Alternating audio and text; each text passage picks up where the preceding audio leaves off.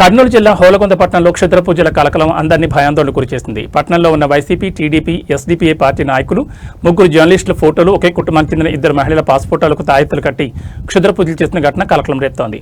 అయితే పట్టణానికి చెందిన ముస్లిం వ్యక్తి తన భూమి విషయంలో వీరి దగ్గరకు వెళ్లగా ఎవరూ కూడా ఆయనకు న్యాయం చేయలేదని కోపంతో, అలాగే తనకు అన్యాయం చేసిన ఒక కుటుంబానికి చెందిన వ్యక్తుల ఫోటోలను సేకరించి వారిపై క్షుద్ర పూజలు చేసినట్లు సమాచారం. దీనిపై హోలకొండ పోలీసులు విచారణ చేస్తున్నారు. ఇంతవరకు ఎవరూ ఫిర్యాదు చేయలేదని, కేవలం తమని భూమి విషయంలో ఎంటర్ అవ్వకుండా భయపెట్టేందుకు క్షుద్ర పూజలు చేసినట్లు చెప్తున్నారని పోలీసులు పేర్కొన్నారు.